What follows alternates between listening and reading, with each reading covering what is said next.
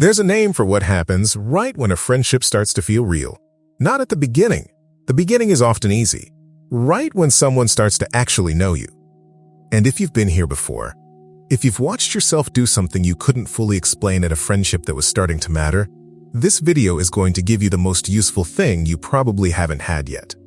Not a label, not a verdict, a map. Because the pattern has a mechanism underneath it. And the mechanism, once you can see it clearly, stops being evidence of something broken in you and starts being something you can actually work with.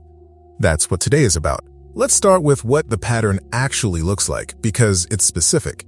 And the specificity matters. It doesn't usually show up at the beginning of a friendship. The beginning tends to feel fine, easy, even. There's novelty, there's low stakes, there's nothing yet to protect. The pattern shows up later, after a few real conversations, after someone has seen something true about you and didn't flinch, after a friendship has moved past the surface and is starting, quietly, unmistakably, to become something. And then something shifts. Maybe you start responding slower, then slower still. Maybe you cancel plans, once, twice, with reasons that are technically true, but aren't really the reason.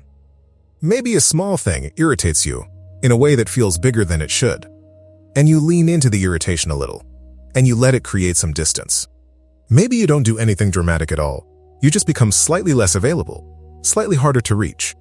And the friendship, which was just starting to become real, starts to recede. Anyone who's been in this knows exactly what I mean. It doesn't feel like a choice, exactly. It feels more like weather, like something that arrived. And the part that makes it so hard to sit with is that you wanted this. You wanted the friendship.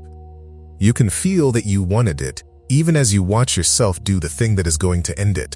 Here's the part that doesn't get talked about. The timing is not random. The pattern doesn't activate when friendships are going badly. It activates when they're going well. Specifically, when they start going well enough that losing them would actually cost something. That detail is everything, and we're going to come back to it. So what's actually happening underneath the behavior? At some point, usually not in one moment, but across several, your nervous system learned something about closeness. It learned that the closer you let someone get, the more specific the pain becomes when something goes wrong.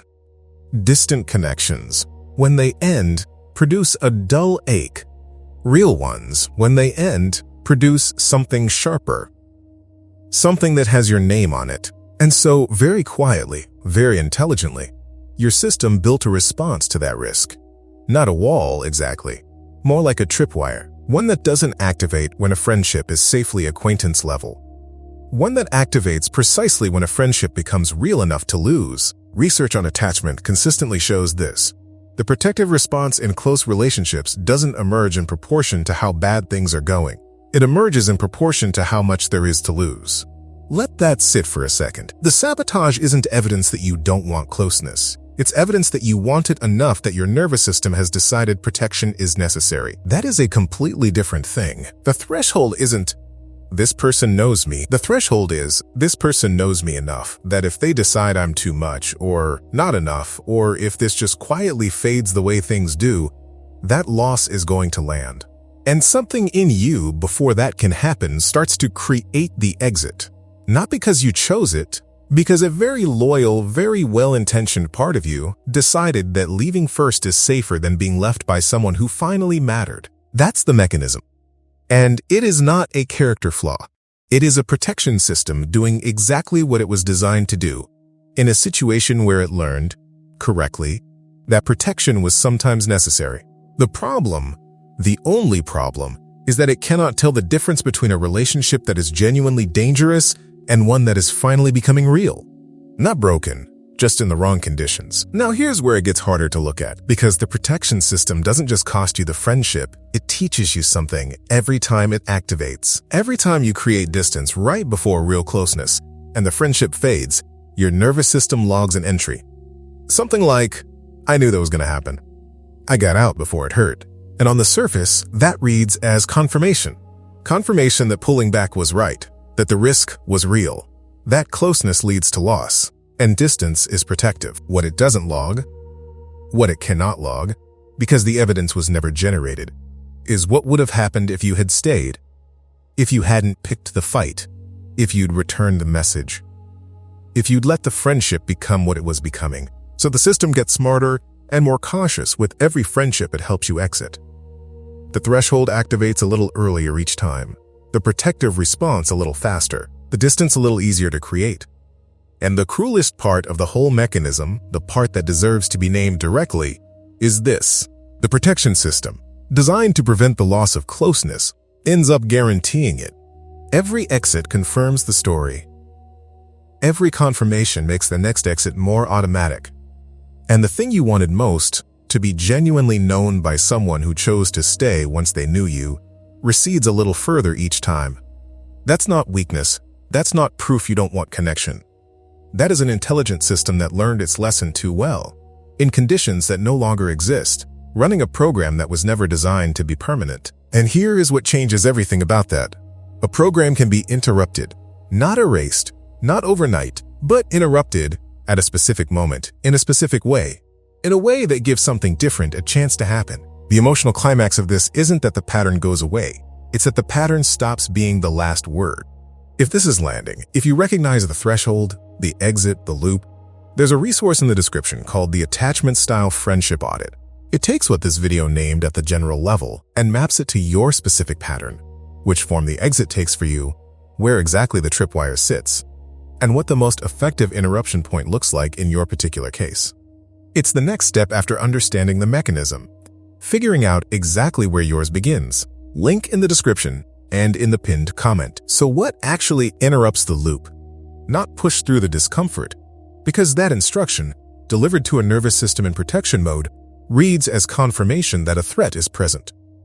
You don't push through a fire alarm by telling yourself fire alarms are fine. The interruption happens one step earlier than the behavior. It happens at the moment of noticing. Here's what that looks like in practice. The friendship is deepening. Something real was said. Something true was seen. And then, maybe hours later, maybe the next day, you feel it. The slight pull toward distance. The message you're not going to answer right away. The reason to be a little less available. Most of the time, that moment passes unexamined. The behavior follows, and the exit begins, and somewhere later you register that the friendship got quieter and you tell yourself it just faded. The interruption is simply this. Naming that moment as it happens. Not out loud necessarily, not to the friend, just internally. This is the threshold. Something in me is reading this friendship as real enough to lose. That's what this feeling is. That's it. That's the first move. Because the protection system operates best in the dark, in the gap between the feeling and the behavior, where nothing gets examined and the exit just happens. Naming it, even quietly, even imperfectly, brings something else into that gap. The part of you that actually knows what you want. The part that can make a different choice if it has even a half second to arrive. The research on this is consistent. Awareness at the moment of activation, not analysis afterward, but naming in the moment, is the single most effective interruption available. Not because it erases the response, because it slows the automatic enough for something intentional to become possible. You don't have to be fearless. You don't have to want closeness more than you want safety. You just have to name what's happening in the moment it's happening and give the part of you that wants to stay a chance to show up before the exit is already complete. That is a learnable thing, and it starts much smaller than it sounds. If you want to go further than this video can take you, the Attachment Style Friendship Audit in the description is built for exactly this next step. Mapping where your threshold sits and what interrupts it specifically. Link in the description and in the pinned comment. Think about the last friendship where you felt the pull to create distance right when things were starting to get real. What did the exit look like for you? One thing before you go. Whatever friendships have faded because of this pattern, and there may be several, those exits were not evidence that you didn't want closeness. They were evidence of a system doing the only job it knew how to do, with the information it had, in conditions it couldn't fully read. That is not the same thing as choosing to be alone. That is not the same thing as not deserving connection. The protection system that learned to exit before the loss. It learned that job somewhere real. There were probably moments where that exit was the right call, where staying would have cost more than leaving. The system was not wrong to learn what it learned. It just never got the update. The update is this. Not every friendship that starts to feel real is a threat to survive. Some of them, maybe the next one, are the thing the system was supposed to be protecting you for. You don't have to arrive at that believing it. You just have to be willing to name the threshold moment the next time it appears. And let the part of you that wants to stay have one more second than it usually gets. That's the whole experiment, not transformation, not certainty. One more second. Whatever happened in the friendships that brought you to this video, the ones that faded right when they were starting to matter, that was not a verdict about you. That was information about a pattern. And patterns, unlike character, can change. You don't have to be different. You just have to see it one moment sooner. That's closer than it feels.